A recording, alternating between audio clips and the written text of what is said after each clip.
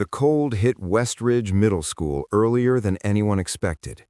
By the first week of January, the air felt sharp enough to peel paint off the walls, and the parking lot behind the building turned into a sheet of brittle ice that cracked under every step.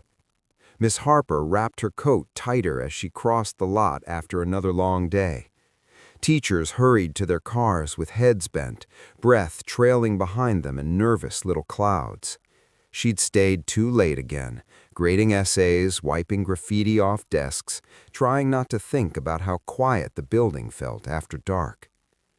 That was when she saw him. A boy stood at the far end of the parking lot, exactly between two faded white lines. He wore an old wool coat, the kind you'd find in a trunk at a thrift store, heavy, brown, threadbare around the cuffs. No hat, no gloves, no backpack. He just stood there, unmoving, staring straight at the second-floor windows. Her windows. Miss Harper slowed, squinting through the freezing air. The wind pushed her hair into her face, but the boy didn't seem to notice it. He didn't stomp his feet, didn't cross his arms, didn't behave like any kid who'd been standing outside in negative temperatures. Maybe he was waiting for someone. Maybe he missed his bus. "Sweetheart?" she called, raising her voice. "Do you need help?" No reaction. She took a few steps closer, boots slipping slightly on the icy asphalt. A car drove past behind her, headlights sweeping across the lot, and the boy's shadow didn't change. The light passed through him as if it wasn't sure he was solid. Her breath hitched. "Hey," she tried again, "you're going to freeze out here." This time he moved, only his head, turning with a slow stiffness like it hurt to look away from the windows. She caught half of his face, pale, small, too still. His eyes were an odd, flat gray, like storm clouds pressed into place. She stepped forward. The air around him shifted. The space didn't blur. It folded like a curtain being pulled inward. The boy's outline thinned, softened, and before she could call out again, he dissolved into a rising curl of icy fog. Gone, completely. Miss Harper froze, heart hammering. The wind rushed past her, kicking up loose snow, but nothing else moved. Then she looked down. Where the boy had been standing, the ice held a perfect imprint of a small hand, fingers spread, palm pressed deep, frozen so cleanly it glinted like glass. Frost branched out from it in delicate white veins, spreading across the asphalt like roots searching for warmth. Her own hand twitched toward it, then stopped. Something told her not to touch it. Something told her the cold wasn't finished yet. The next morning, the temperature dropped even lower. Frost crawled across the school's windows in jagged patterns, and students clattered inside the building with chattering teeth and dripping noses. Miss Harper arrived early, hoping the daylight would make last night's vision feel less impossible. It didn't. She walked straight to the visitor section of the parking lot. The spot where the boy had stood wasn't buried under new snow the way the rest of the asphalt was. The wind seemed to curve around it, leaving it strangely untouched. And the handprint was still there, clear, sharp, frozen so deep that the ice around it looked fused to the ground. She crouched and felt a pulse of cold sting her cheeks. The imprint didn't melt under the weak morning sun. If anything, the frost around it had thickened overnight. "Miss Harper, you lose something out here?" She jolted and turned. It was Mr. Travis, the gym teacher, stomping across the lot with a coffee so hot the steam gulped the air around him. "No, just checking something," she said, stepping aside so he wouldn't look too closely. He didn't notice the handprint. He walked right past it, barely slowing his pace.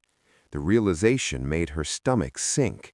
It wasn't that the imprint was subtle, it was that other people simply weren't seeing it. After classes began, the rumors started. Seventh graders whispered in the hallway about the parking lot ghost, a story that apparently resurfaced every few years, always in deep winter. A boy who watched the windows and showed up only in dangerous cold snaps. Some kids swore he belonged to a student who died during a blizzard decades ago. Others said he was protecting the school from something worse. Miss Harper tried to laugh it off, but every version of the story included the same detail. He stands in the exact same spot. Her spot, the one with the frozen handprint. During lunch, she slipped into the security office and convinced the guard to rewind the previous night's footage. They fast-forwarded through a blur of headlights, drifting snow, teachers trudging to their cars. But when the camera panned past the visitor section, her breath caught in her throat. The space where the boy had stood showed nothing, not even her approaching him. The camera simply glitched, a gray shimmer rolling across the screen, then returned to normal as she walked away alone.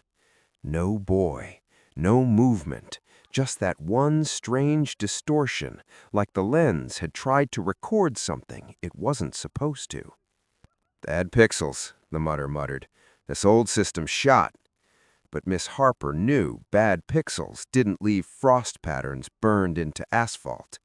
And when the final bell rang, she saw new footprints leading toward that empty parking space. Small prints, pressed deep, even though no child had any reason to be out there in the cold. By the end of the week, the cold grew so severe that the district canceled recess and shortened after-school programs. Frost clung to the hallways inside the school, thin enough to wipe with a sleeve, but thick enough to make everyone uncomfortable. The radiators groaned like they were waking from uneasy dreams. Miss Harper couldn't shake the image of the boy's gray eyes. Not pale, not frightened, just waiting. Waiting for what? During her planning period, she drove to the town library, a squat brick building that always smelled like old paper and citrus cleanser. The temperature inside wasn't much better than outside. The librarian wore fingerless gloves and didn't even comment. "I'm looking for old records," Miss Harper said. "School stuff, community incidents, anything involving winter accidents." The librarian studied her for a long moment, then pointed toward the basement stairs. "Archives are down there. Careful, the heater's been broken all month." The basement felt colder than the parking lot. Miss Harper's breath fogged as she walked between metal shelves stacked with faded binders and yellowing newspapers. She flipped through decades of headlines. Cold snap shuts down county. Record storm buries highways. Students stranded during blizzard. Then she found a grainy photo that made her hands stop moving. A group of children huddled outside a building that looked painfully familiar. The original Westridge School before renovations. Their winter clothes were old-fashioned, wool coats, long scarves, knitted hats. One boy stood a little apart, staring toward the photographer instead of the group. His coat was brown, wool, buttoned to the throat. His eyes, even in the poor print, seemed too dark and too steady. But the article didn't mention any accidents. It wasn't about a death, just a note about a storm in the late 70s, buses delayed, students kept indoors overnight for safety. She flipped through more microfilm, tracing the school's history backward. Fires, budget cuts, flooding, but nothing about a child dying in the cold. Nothing that matched the legend kids whispered in hallways. The silence in the record felt wrong. Too clean, as if someone had wiped away the real story years ago. When she finally looked up from the table, she saw her breath hanging thick in the air. The basement heater hadn't only stopped, the room felt like it was being drained of warmth. A soft creaking noise echoed between the shelves. Miss Harper stood and followed the sound. At the end of the aisle sat a cardboard box labeled "Lost Records, Do Not Use." The lid was half open, frost edging the cardboard like lace. She nudged it with one shaking hand. Inside lay a stack of photos warped by water damage. Most were ruined, but one near the bottom made her throat tighten. A picture of the school's back lot, the parking area before it was paved. Snow everywhere. A small shape standing alone. A boy in a brown wool coat, facing the same direction, facing the windows that, decades later, would belong to her classroom. Her fingers numbed as she touched the edge of the photo. The cold from the paper felt almost deliberate. And then, behind her, a soft voice floated through the empty basement, thin, distant, like a child calling from outside during a storm. "Don't leave us again." When she spun around, the aisle was empty. Only her echo answered back. The next cold front rolled in without warning. One moment the afternoon sky was a dull winter blue, and the next it seemed to collapse into a wall of white. The wind screamed against the metal siding of West Ridge Middle School, rattling the classroom windows like a warning knocking to be let in. Most teachers left early. Miss Harper stayed behind, trying to shake off the voice she'd heard in the library basement. Maybe she'd imagined it. Maybe exhaustion was catching up with her. Maybe the cold outside was finally getting to her head. But when the last student disappeared down the hallway and the lights dimmed into their night cycle, the building felt different, emptier, heavier, like it was holding its breath. She gathered her things and stepped into the stairwell. A colder draft than usual drifted past her, sliding along the rails like an invisible hand guiding itself down. By the time she reached the lobby doors, she already knew he was there. She didn't see him at first. The snow was blowing sideways, thick enough to blur the edges of parked cars. Headlights flickered like fireflies behind the curtain of white. But the deeper she stared into the storm, the more her eyes adjusted. There, right where he always stood, the boy in the wool coat. Only this time he was closer to the building, almost at the edge of the walkway.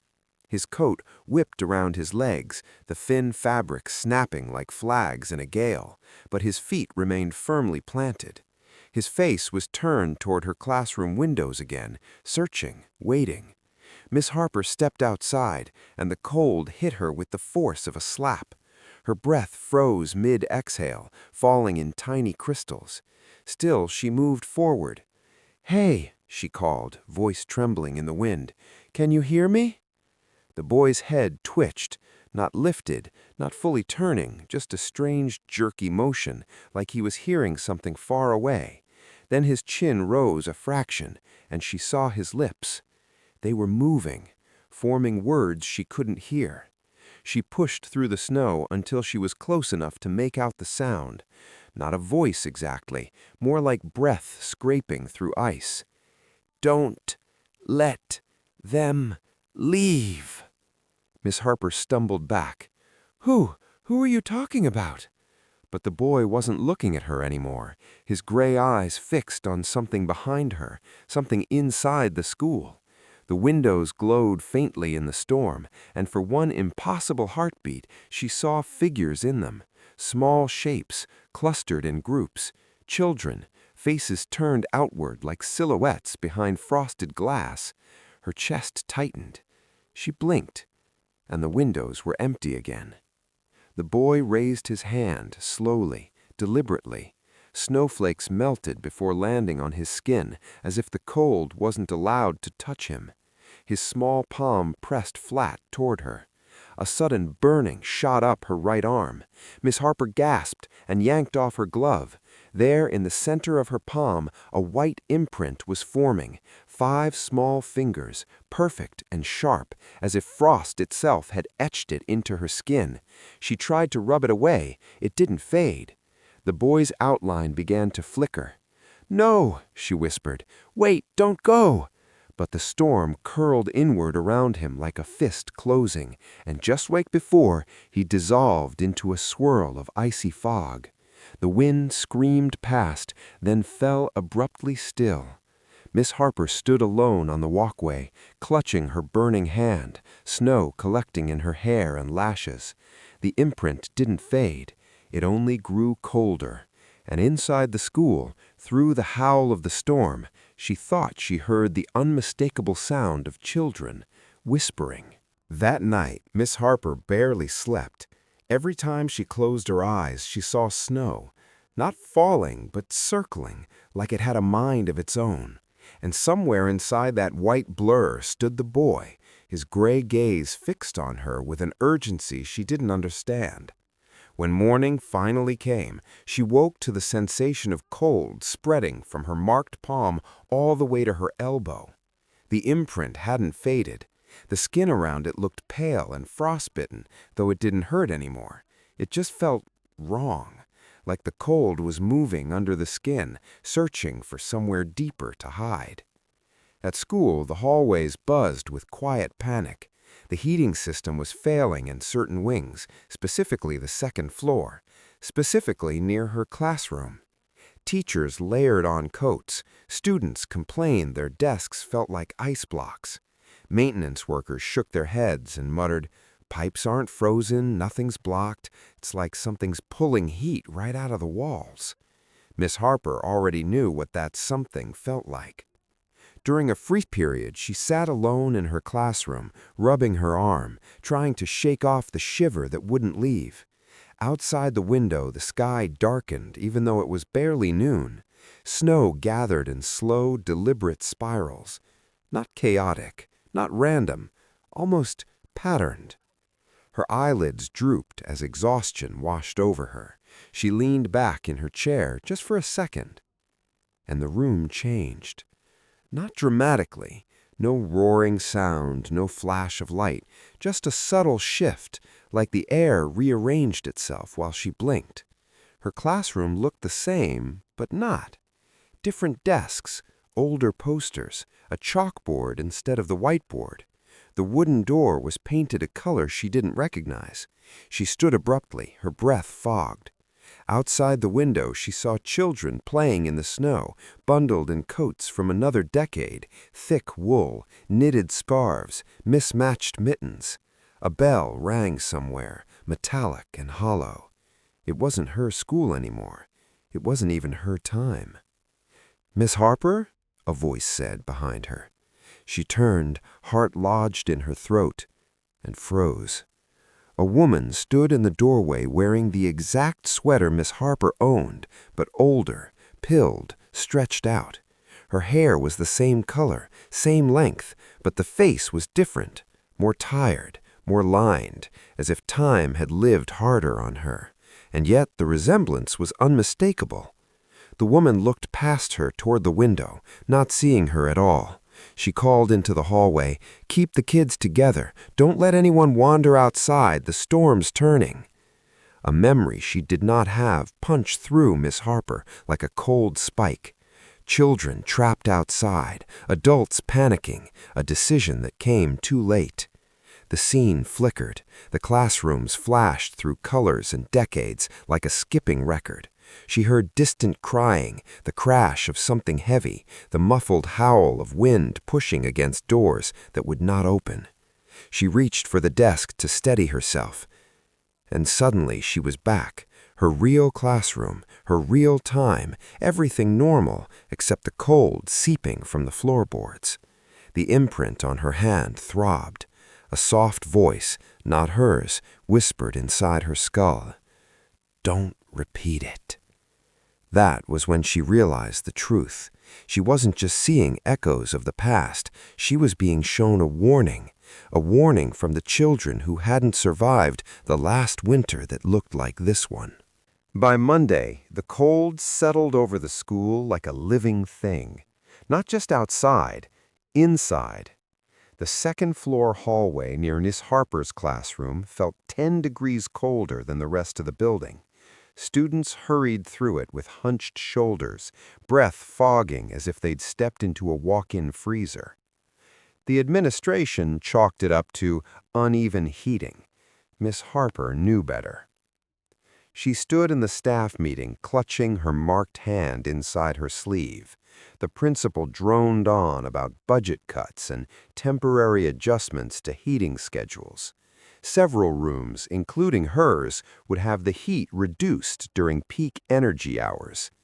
"That's dangerous," Miss Harper said before she could stop herself.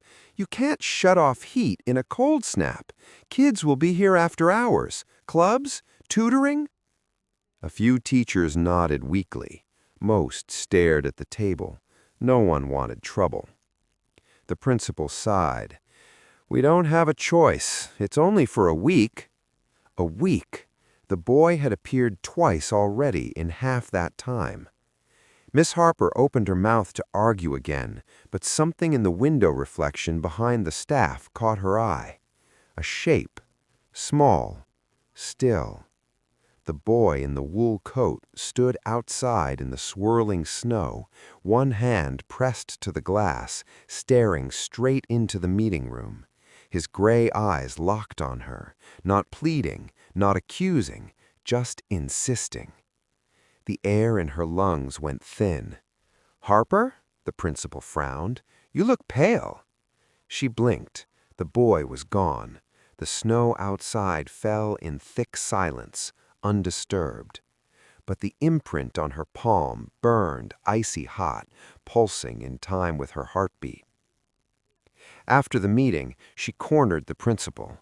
"You need to keep the building warm," she said. "All of it. Something bad will happen if you don't." "What exactly are you basing this on?" he asked, already annoyed.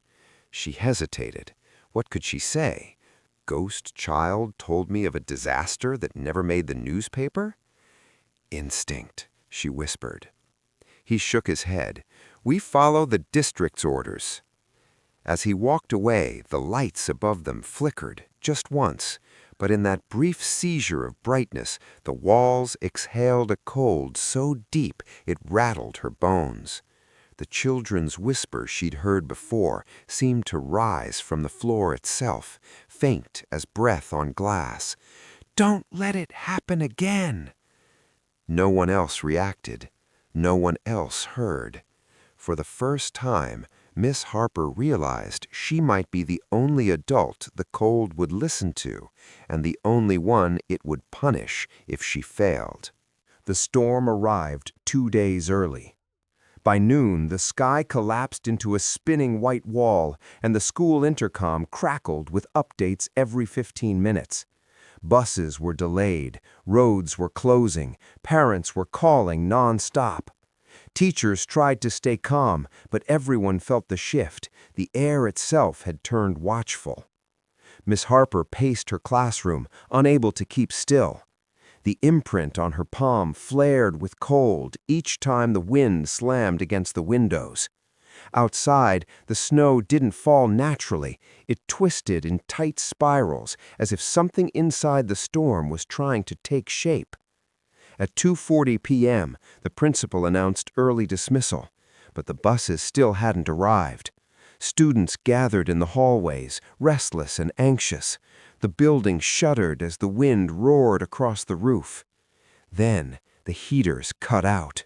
Not a groan, not a slow fade, they simply died, and a cold deeper than winter swept through the corridors.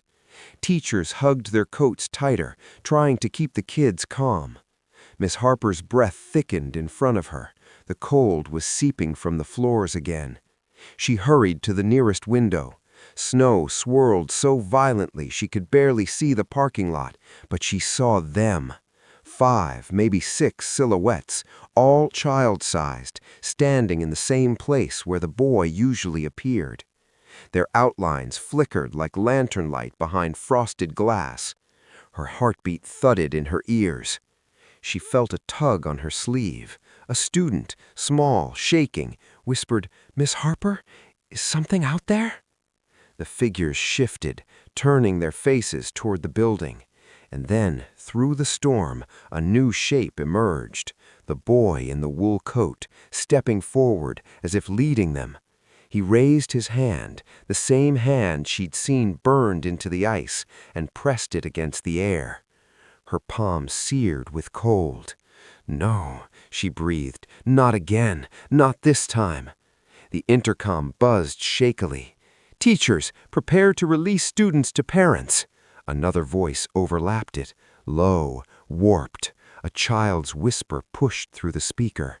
"Don't let them out into the storm." Students screamed. The intercom went dead. Miss Harper didn't think, she acted. "Everyone to the cafeteria," she shouted. "Now! Stay together! Go!" Teachers stared, stunned, but the panic in the hallway drove them to obey. Kids pushed forward, hands gripping each other's coats, crying as the temperature continued to drop. As Miss Harper herded the last students down the stairs, the storm outside slammed against the walls so hard the floor trembled. In the corner of her eye, through a narrow window, she saw the boy standing inches from the glass, watching her, approving, or warning that this wasn't over yet. The cafeteria was the warmest room in the entire building. Not warm exactly, but less deadly. Emergency lights buzzed overhead, flickering every few seconds. Teachers passed out blankets from the nurse's office, trying to keep the kids calm as the storm hammered the walls like a giant knocking to be let in. Miss Harper stood near the doors, forcing herself to breathe steadily. Her marked hand throbbed with a cold so sharp it felt alive, almost tugging her toward the windows. The principal rushed in, face pale. "Where are your students supposed to be? Dismissal was—" "No one leaves," Miss Harper said firmly. "The storm isn't safe. You're not authorized to—" A sound cut him off. A deep, heavy crack rippled through the building, followed by the distant wail of twisting metal. The children froze. A few screamed. Snow blasted against the cafeteria windows in a sideways sheet, thick enough to momentarily blot out all light. The principal's face went slack. "Dear God, is that the roof?" Miss Harper didn't know, but she knew the storm wasn't normal, and she knew the boy wasn't a threat. He was a message, a warning that the last time adults had trusted procedure over instinct, children had paid the price. She stepped closer to the windows, ignoring the chill that crawled up her arm. The storm swirled violently, then, for a moment, split open like a curtain. The boy stood alone this time, no silhouettes behind him. His coat whipped around him, but he didn't move, his gaze fixed on her with an intensity that rooted her to the spot. He lifted his hand, the same gesture as before. But now she understood. Stay inside, stay together, don't repeat the past. A sudden pounding at the main doors made everyone jump. A teacher ran to check, only to find two parents outside, covered in ice, begging to take their kids home. Wind nearly ripped the door from her hands. "We have to let them in," someone said. "Let them in, yes, but no one goes out," Miss Harper said loudly.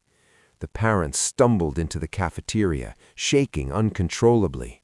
"The roads are gone," one of them gasped. "Snow's up to the windshields. We almost didn't make it to the door." The principal's certainty finally cracked. "All right," he said hoarsely. "No dismissals. Everyone stays put." Miss Harper exhaled shakily. For the first time all day, the cold in her palm eased, not warm, but no longer biting. As the staff bolted the doors and gathered the kids, the cafeteria lights flickered, then steadied. But when Miss Harper glanced back at the window, the boy was gone again. Only the storm remained, swirling in unnatural spirals, almost as if it were waiting. The storm raged for hours, but inside the cafeteria, time felt suspended, stretched thin by fear and the low hum of emergency lights. Teachers huddled together, whispering about power outages and collapsing roofs across town. Children dozed in clusters under blankets, startled awake whenever a new gust slammed into the building. Miss Harper paced near the windows. Her palm no longer throbbed, it pulled, as if something outside was drawing it forward. When the wind briefly eased, she wiped a circle of fog from the glass to peer into the swirling dark. Snow spun tight, like a whirlpool suspended in mid-air. It wasn't drifting. It wasn't natural. And then the storm parted again. Not wide, just enough. A single stretch of the parking lot became visible, lit by a flicker of failing street lamps. The ground there looked strange. The snow didn't lie flat. It shifted, rose in thin mounds, moved like shapes beneath a sheet. Children-sized shapes. Her breath hitched. They weren't standing. They were buried. The storm slammed shut around the scene, but the image lingered in her mind with brutal clarity. Footsteps sounded behind her. The principal joined her at the window, looking exhausted and shaken. "What are you staring at?" he asked. "A warning," she whispered, "from a long time ago." He frowned, but before he could argue, the lights flickered violently. A metallic bang echoed through the building, deep, resonant, like something heavy dropping onto the roof. The kids screamed. Teachers rushed to calm them, while ceiling tiles trembled overhead. One fell, shattering on the floor. Dust drifted down like ash. "We need to move them," a teacher cried. "If the roof gives—" "No," Miss Harper said sharply. "This room is reinforced. It's safer than the hallways. Everyone stays." Her marked palm pulsed again, not cold this time, but insistent, like a heartbeat answering her own.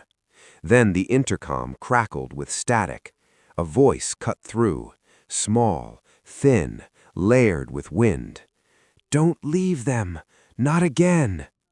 The principal staggered back. Who said that?" But Miss Harper already knew. The cafeteria doors rattled. Snow blew through the lower seams, frosting the tile. Outside, the storm howled with sudden rage, as if something inside it had realized she understood the truth. This wasn't just a blizzard. It wasn't just a haunting. It was a reenactment. A memory the land refused to forget, repeating itself until someone broke the cycle. Her vision blurred with another flicker of the past. Children trapped outside, pounding on doors that adults didn't open in time. Teachers urging them to run, a storm swallowing their cries. A history quietly erased. Miss Harper steadied herself. Not this time. She stepped away from the window, voice steady as she addressed the staff. "No one goes outside. No child leaves this room. When the storm ends, we open the doors, not before." No one argued. The storm screamed in furious reply, and in the brief silence that followed, her palm went warm for the first time. Warm and waiting. The storm ended the same way it had begun, abruptly, almost suspiciously. One moment the wind screamed against the cafeteria walls, shaking the vents and rattling the windows, and the next, a deep, unnatural quiet rolled over the building like a blanket. The emergency lights buzzed softly. Children stirred. Teachers exchanged wary glances. Miss Harper's marked palm felt warm now, calm, steady, almost relieved. The principal approached the doors with trembling hands. "Do we check outside?" "Yes," Miss Harper said, "but slowly, and no students near the exits." They unbolted the cafeteria doors. A gust of icy air pushed in, but the temperature was no longer hostile, just the fading breath of a storm finally willing to let go. Snow lay piled high in unnatural drifts across the hallways, as if the storm had forced its way inside in places. But it was melting fast. Thin streams trickled along the floor, disappearing into vents and seams. The school was holding its breath. When they reached the main entrance, Miss Harper stepped forward alone. The principal didn't argue this time. She pushed open the door. The parking lot was transformed, not normal, but peaceful. The snow was smooth and untouched, except for one clear path leading from the doors to the far visitor space. And there, near the spot where the boy always stood, the ice had cracked open in a perfect circle, exposing dark asphalt beneath. The cracks radiated outward like the petals of a frozen flower. At the center lay a single imprint, a handprint, smaller than hers, glowing faintly with frost. She knelt, resting her fingers gently beside it. Her palm didn't burn, it didn't freeze, it simply fit. The warmth spreading from her skin melted the edges of the old imprint, softening its rigid lines, as if releasing something that had been held there too long. Behind her, the principal whispered, "What happened here?" Miss Harper didn't answer, because she wasn't looking at the handprint anymore. She was looking at the figure standing a short distance away, the boy in the wool coat. He wasn't blurred or fading this time. He stood solidly, snow settling on his shoulders, head tilted as if studying her. For the first time, he looked young, truly young, not a frozen echo of fear or warning. His gray eyes softened, and he nodded. Not a goodbye, a confirmation. It's done. The wind stirred, lifting the corner of his coat. The snow around him shimmered, and then he stepped back once, twice, each step lighter, thinner, until the storm remnants swallowed him in a swirl of silver-white light. He didn't dissolve, he simply left, as though a door had finally opened for him. Miss Harper stood alone in the quiet. Her palm was warm, her breath no longer fogged in front of her. Behind her, teachers and students gathered in the doorway, whispering in awe at the calm, at the stillness, at the strange beauty the storm had left behind. But no one saw the boy, only her. Later, when the district filed its reports and parents arrived, and the school day turned into a story the town would argue about for years, Miss Harper slipped one last time to the parking lot. The handprint was gone, completely melted, leaving only smooth asphalt. But on her palm, the frost mark had faded into a faint, silvery outline, no longer cold, no longer painful, just a reminder, a connection. And as she walked back toward the school doors, she felt something she hadn't felt since the winter began. Warmth, not from heaters or sunlight, from the quiet certainty that the past would not repeat itself, because someone had finally listened.